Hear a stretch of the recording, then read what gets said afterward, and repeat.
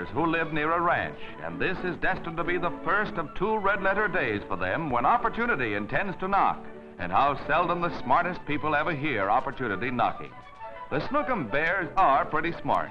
When all hands have left the ranch in the morning, they see their first opportunity, and off they go to pay a call at the ranch house.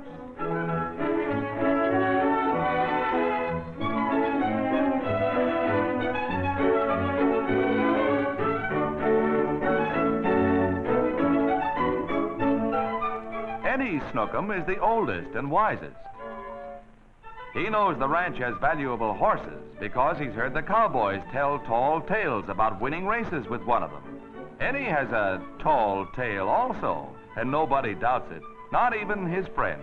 In fact, Dobbin has only a good word to say for Eddie, and he says it. Cows, Eddie doesn't. That's different. Now the coast is clear, and Eddie leads the way to the bunkhouse. He's been there many times and knows where everything interesting is to be found.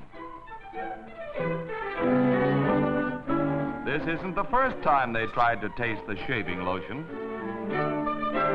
And there's a wonderful animal smell about that brush. Although they can't quite decide where the bristles grew in the first place, they smell so nice.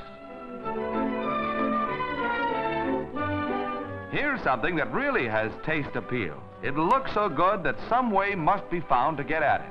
And when the Snookum brothers decide to do something, depend upon it, they'll find a way.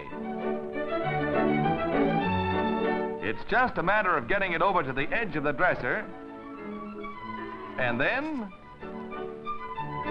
anything that looks so good tastes all right for a few mouthfuls.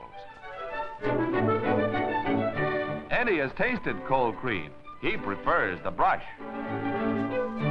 The gang's all here now and all very happy, if we can believe tall tales.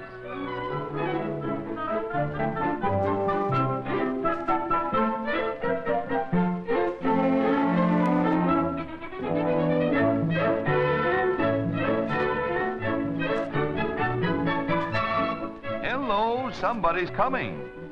Whoever would have expected the ranch hands?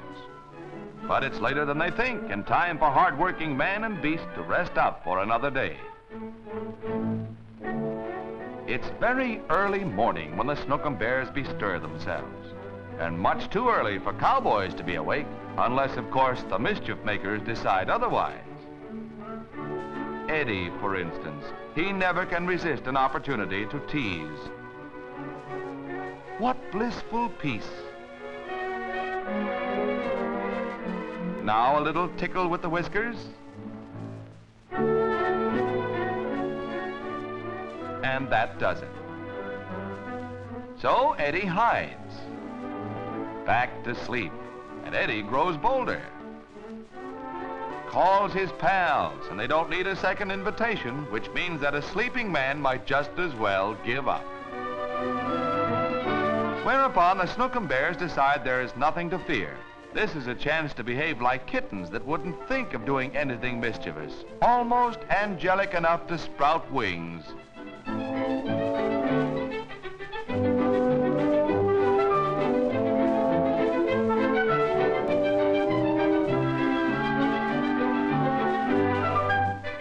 A breakfast table soon puts the Snookum Bears back into character. Who can resist good food all ready and waiting? There won't be much left by the time the cowboys get here, but that doesn't bother Eddie and his pals, not a bit. He isn't satisfied with what he has, must get his nose right into the box and into trouble because he can't get rid of it. And now he is in a fix, can't see where he's going.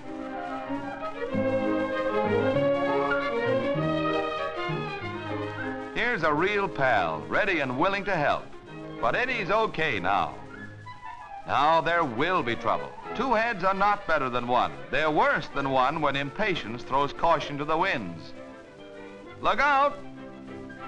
There it goes. And here go the culprits, as fast as their short legs can carry them. And now opportunity begins to knock. They discover the ranch bell. Eddie's education progresses, and his pals learn something too. Now to experiment with the gadgets. He not only discovers the headlight control, but he leans on the horn button. This discovery can be valuable. Meanwhile, the ranch bell gets a workout and clangs away.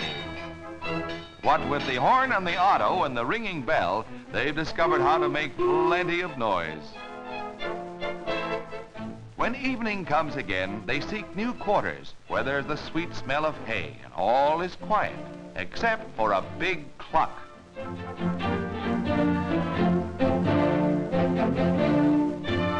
Eddie decides to throw him out. This is no place for a cluck, and no place for Eddie apparently, but he doesn't give up. Not until the idea dawns that he who turns away may live to fight another day.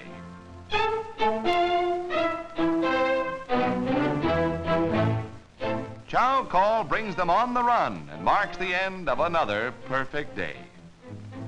With every want satisfied to the full, they settle down for what they think is going to be a quiet, peaceful night. Nearby is Thunderbolt, and certain desperados have planned to get possession of that fleet-footed horse. All is quiet, and they're sure the coast is clear. For a moment, Eddie's sharp ears hear strange voices, not friendly voices. And Eddie goes for help. They haven't a suspicion of trouble. Now to get a sleepy cowboy awake, but it's a tough up and there's not much time. Any other time, he'd wake up right away. Eddie had better think of something else. His pal tries a heavy glass ashtray.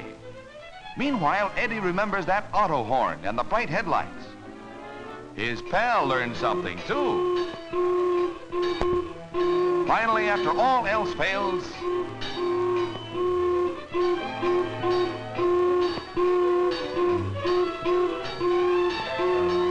now for some real action. Eddie throws a little light on the subject. Drop that horse's bridle and put up your hands. So, you were going to steal the fastest horse in the county and win a lot of purses, eh? Well, from now on, you'll see all your races through the bars of a nice, comfortable cell.